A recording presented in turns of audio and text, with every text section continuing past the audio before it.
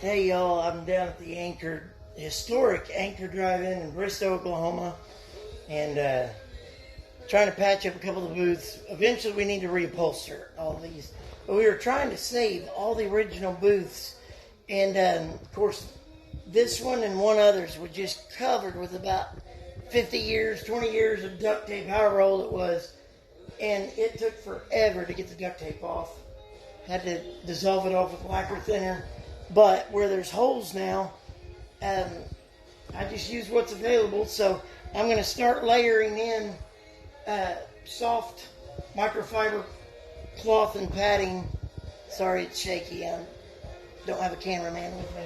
But I'm going to use some spray adhesive, start layering back in where the foam's missing, and then I'll use just like a simple vinyl patch, which for tents or things like that, that's waterproof. That way it can be scrubbed. But anyway, I'll get back with you and let you see it as we go. Okay guys, stage 2. We've cut up microfiber rag for the place that the foam was missing, because if you don't make it at least come up to the level, any kind of patch you do is going to always have a big sunken spot, which is going to cause the patch to be weak there, because anytime somebody sits down and there's already a sunken spot, all the weight's going to push in. So basically I just filled it all back up to where it's nice and level with what was already there.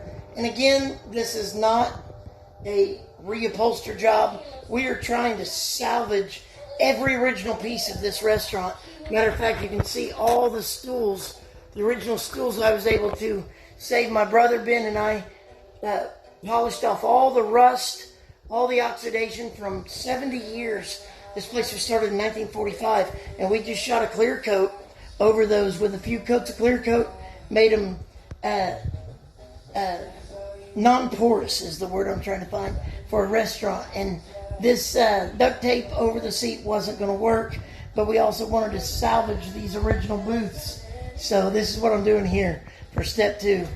Step 3, I'm going to get this covered and I'll get back to you. Okay, hopefully my wife can fix this in editing. But I got some of the vinyl patches down. I wanted to show y'all. We just went into Jo-Ann Fabrics in Tulsa, Oklahoma. I don't know if my camera's picking it up right or not. But I didn't know what I was looking for. These were just nylon patches. To be used on tents or things like that, but it's waterproof. But anyway, I was going to show y'all, at least now, this isn't just a duct tape repair, this is waterproof. When there's little holes like this, I'll fire up a lighter and I'll burn the excess material out of the tear, and then we'll put a little patch over it. I did another patch over here on this seat. It's obviously not beautiful, but it brings the restaurant up to code.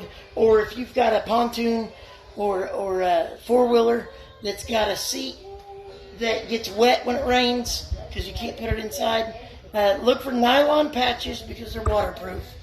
And do the prep right, and they'll last a long time. I'll be honest with you, I have made a lot of four-wheeler seats out of Gorilla duct tape.